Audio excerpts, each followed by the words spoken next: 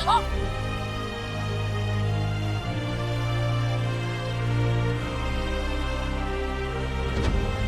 years you carry that pistol.